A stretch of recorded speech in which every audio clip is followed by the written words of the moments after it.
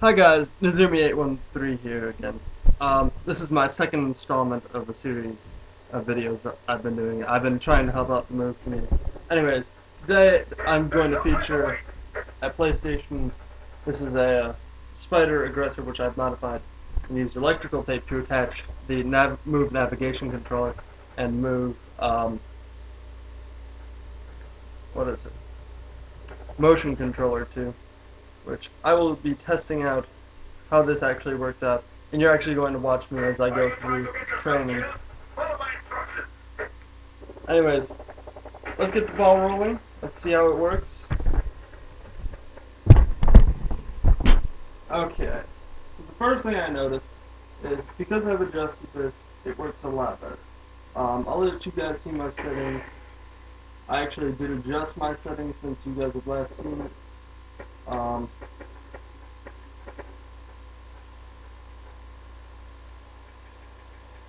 I use a playstyle custom map. I put the iron sights down to 0, scope down to 0. I use the normal play at a 20 height and a 75 width because, as I found out from someone else's video, they talked about how these two are actually flipped. They do not actually read correctly. The numbers are reversed, so if you put it up to 100, it's actually like it's going down to 0. If it's at 0, it's going down to 100. And the reason I have it so the width is, the height isn't like, like it's supposed to be, is because, you know, smaller, because you're going to use more side-to-side movement than up and down movement really in Mag. At least that's what I find. Anyways, enough of talking and chatting. Let's get on with the basics. So last time I did this, I found it really hard. This is somewhat easier. The only problem is, even though, as you can tell by watching, even though I've sort of got this in an AR configuration, it's still pretty difficult to actually,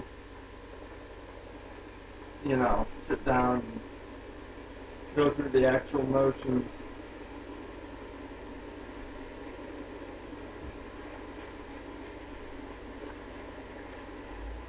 There's no time to wait.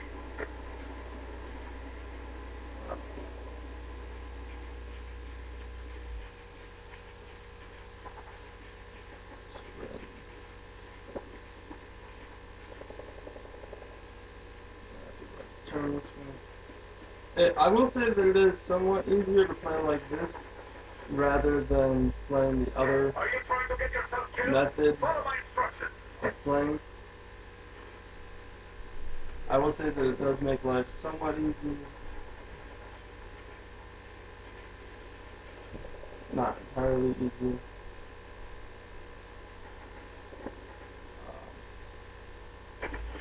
It seems there are a few more near the bunker.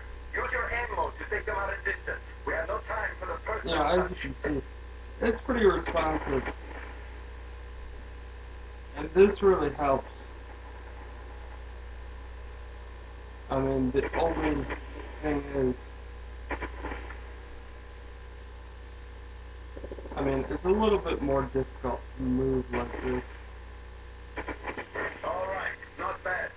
Now let's see what you really have. Switch to your pistol and take out 2 more mines. Okay. I want to see the pistol. Now, of course, pistols always promise to be fun.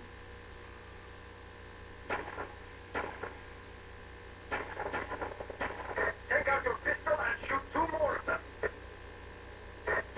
Move!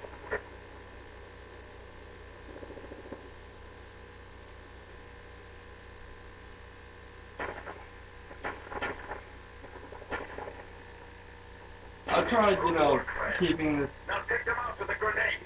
in a different configuration. However, I find it pretty difficult. But one other, smaller note about this is I did find it I mean, yes, it is easier to do it like this, but I tried it, sort of free-form floating earlier. I didn't post that video, unfortunately, but I found that very difficult as well. It is easier to aim like this. The only issue is, Switch to grenades and destroy the mine. If you run out of grenades, return to the supply point to fill up.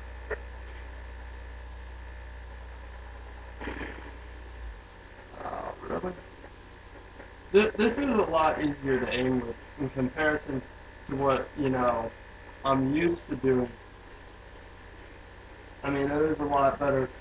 You can use your arm as that sort of third point, sort of help you study the overall. We take great pride in our resourcefulness on the field of battle. I want you to show me that you can handle the pressure, both mentally and physically. Quickly we can charge at that gate. I mean, it's a lot easier than it was. I mean, especially with this style of aiming with the AR configuration. I mean, it's still not easy. It's still got a little bit of work to do, but I will say it is definitely easier in a configuration like this to hold it steady. And not only that, but these controls as well.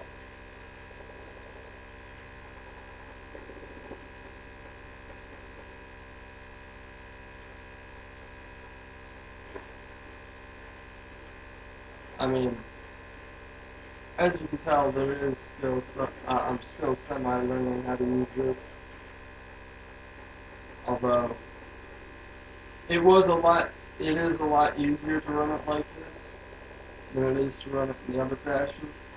So hopefully they bring out an AR fashion. Although there is an assault rifle coming out. Amazon.com has it. It's $51, approximately new. I don't know about you, but I don't have $51. Communications back up and running. Activate the objective now, and we'll send the rescue team to pull you up. Go, go, go! But I don't have $51, which I can go spend on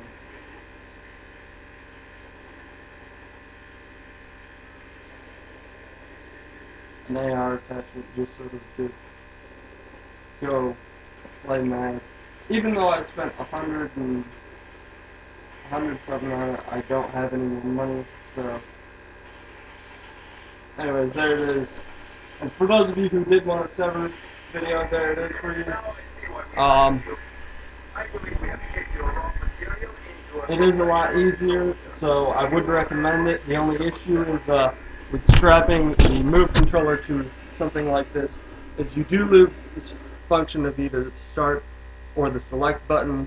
The one thing I might do differently is try and make the actual navigation controller, maybe a removable device, maybe like a foregrip. I mean, although it is really easy to have your hand always on it, since you're always going to be moving it. I still say that they should change it so this should be aim and this should be fire, but that's up to S.V.E.R to really decide. But yeah, there it is, an AR configuration. Works pretty well, and tell me your thoughts on it, your feelings. I think it would help the community greatly. I think S.V.E.R would greatly be it helps with calibration, because instead of trying to just sort of move your hand, you're moving it you're using an actual sight to actually see down it, and it helps with calibration and everything else. I mean, and you can sit here and it doesn't matter if you're standing up. I prefer to stand up, or whether you're, sitting down or standing up. I prefer to stand up because I'd like to not, sit here sort of like this. Although some minor changes do need to be made to the design of it before it's actually made and produced. I think we could easily do it. I mean, it shouldn't be too hard to actually make a cheap similar thing, so that we could play our PlayStation moves on it. Anyways, thoughts, comments, concerns, feedback. I'm welcome to it all.